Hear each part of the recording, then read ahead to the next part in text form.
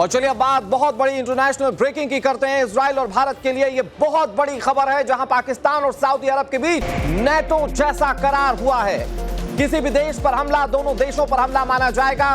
इस डील के तहत यह बात पक्की की गई है। पाकिस्तान पर हमला मतलब सऊदी अरब पर हमला, सऊदी पर हमला मतलब पाकिस्तान पर हमला। यह वो डीलिंग है जो दोनों देशों के बीच हुई है। यह बहुत बड़ी खबर हम आपको बता रहे हैं।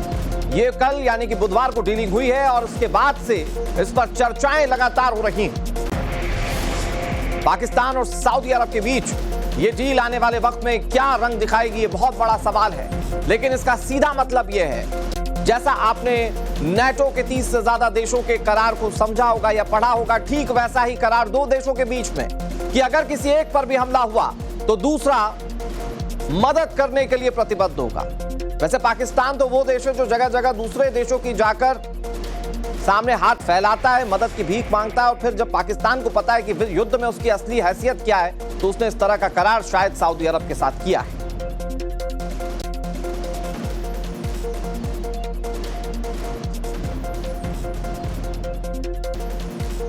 तो माना जा रहा है कि ये जो समझौता हुआ है ये इजराइल और भारत के लिए बहुत इंपॉर्टेंट है। यह समझौता भारत के लिहाज से समझने की जरूरत है। दरअसल पूरी दुनिया में यह अपने आप में पहली ऐसी डील है जिसमें दो देश एक दूसरे के लिए इस तरह से रक्षा सहयोग करने जा रहे हैं। अब आपको समझाते हैं कि पाकिस्तान सऊदी का समझौता पाकिस्तान क्यों कर रहा है और भारत पर इसका असर क्या होगा। मैं आपको ग्राफिक्स के जरिए बताता हूं कि कैसे ये दोनों देश साथ आ रहे हैं और उसका असर दूसरे मुल्कों पर कैसे पड़ेगा। दरअसल पाकिस्तान ने सुरक्षा की गारंटी के लिए यह समझौता किया। पाकिस्तान की असल स्थिति क्या है वो ऑपरेशन सिंदूर के दौरान पता चल गई थी। उसके साथ कोई दूसरा देश दुनिया में खड़ा नहीं था और उसने इस तरह का समझौता सऊदी अरब के साथ किया। ऑपरेशन सिंदूर में पाकिस्तान को बचाने के लिए कोई देश प्रत्यक्ष रूप से नहीं आया था। भारत ने पाकिस्तान के आतंकी अड्डों को पूरी तरह से नेस्तनाबूद कर दिया था। पाकिस्तान को भारत के आगे सीज फायर के लिए कुछ ही घंटों में गिड़गिड़ाना पड़ा था और पाकिस्तान को उसकी हैसियत यानी कि उसकी औकात पता चल गई थी और अब उसे इस तरह की डील सऊदी अरब के साथ करनी पड़ी। लेकिन दर्शकों अब आपको यह भी समझना होगा कि इसका असर भारत पर क्या पड़ने जा रहा है। तो मैं आपको बहुत आसान शब्दों में बताता हूं कि भारत पर असर पड़ भी रहा है या फिर नहीं। दरअसल भारत किसी तरह से कोई भड़काऊ कार्रवाई करता ही नहीं है, जबकि जो डील सऊदी अरब के साथ हुई है उसमें कहा गया है कि कोई अगर आक्रामक कार्रवाई करेगा तो दूसरा देश साथ देगा। तो भारत तो कोई भड़काऊ कार्रवाई करता ही नहीं है। भारत आतंक के खिलाफ कार्रवाई करता है, छाती ठोक कर कार्रवाई करता है। हम कहते हैं कि हम आतंक को कुचल कर रहेंगे।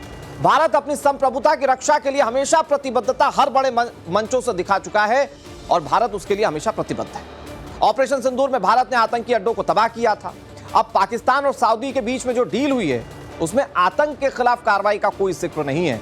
यानी कि अगर भारत आतंक के खिलाफ कार्रवाई करेगा, आतंकी अड्डों को तबाह करेगा, तो सऊदी पाकिस्तान का साथ दे, इस डील के मुताबिक ये थोड़ा सा मुश्किल नजर आता है।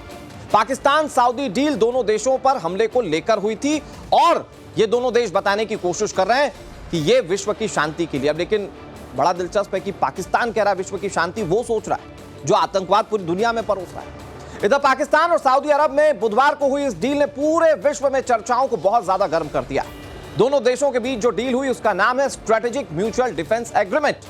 तो आपको अब यह बता देते हैं कि डील है क्या, ये डील है क्या, इससे होने क्या जा रहा है। पाकिस्तान और सऊदी के बीच ये रक्षा सहयोग समझौता है। युद्ध के हालात में दोनों देश साथ होंगे, जो एग्रीमेंट उन्होंने साइन किए हैं। दोनों देशों के बीच एक तरीके से नेटो बनाने की कोशिश है। मतलब वो जो नेटो के देश जिसको प्रतिनिधित्व अमेरिका करता है उस तरह की एक डीलिंग करने की कोशिश की जा रही है। एक देश पर हमला दूसरे देश पर हमला माना जाएगा। दोनों देश रक्षात्मक सैन्य साधन इस्तेमाल करेंगे। मतलब एक अगर किसी के पास वेपन है तो दूसरा देश हमले जैसे हालातों में उसका इस्तेमाल करेगा। हो सकता है कि आर्मीज भी भेजी जाएं। इस डील के तहत यह समझौता किया गया है। इस्लामिक वर्ल्ड में पाकिस्तान इकलौता परमाणु मुल्क है, तो हो सकता है कि परमाणु साझा करने की भी कोशिश है। लेकिन बड़ी हैरानी की बात यह, जिसका जिक्र मैंने पहले भी किया, कि इस डील को वैश्विक शांति के लिए दोनों देश बताने की कोशिश कर रहे हैं। लेकिन अब सबसे बड़ा सवाल यह है कि आखिर इस डील की जरूरत क्यों आन पड़ी। देखिए, यह बात तो हम सब जानते हैं कि पाकिस्तान एक डरपोक देश है। उसकी अपनी किसी जंग को लड़ने की क्षमता कितनी है वो बस इस बात से समझा जा सकता है कि ऑपरेशन सिंदूर के दौरान भारत की स्ट्राइक के कुछ ही घंटों में पाकिस्तान घुटनों पर आ गया था। अब दूसरी तरफ हाल ही के जो घटनाक्रम हुए उसमें आपने देखा कि कैसे कतर के अंदर घुसकर इजराइल ने मारा था, हमास के आतंकियों को मारा था। तो ऐसे में माना जा रहा है कि इस्लामिक मुल्कों को साथ आने पर मजबूर होना पड़ा।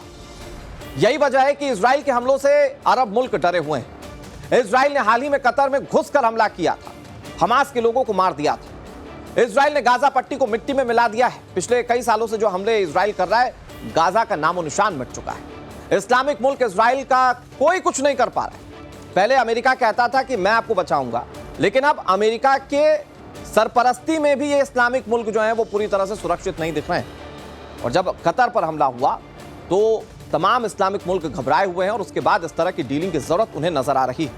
पाकिस्तान भी भारत के तेवर से घबराया हुआ है, क्योंकि पाकिस्तान को भारत ने बिल्कुल क्लियर कर दिया है कि हम आतंक के मामले में तो नहीं छोड़ने वाले। और बड़ी बात यह कि इस्लामिक वर्ल्ड में पाकिस्तान इकलौता परमाणु मुल्क है, तो साथ आने के लिए ये सारे देश एकजुट लामबंद होते हुए दिख रहे हैं। बड़ी बात यह है कि मुस्लिम ब्रदरहुड क्रिएट करने की ऐसा लगता है कि कोशिश की जा रही है, ताकि ये सारे देश इकट्ठा हो और विश्व में एक बड़ा मैसेज दे सके।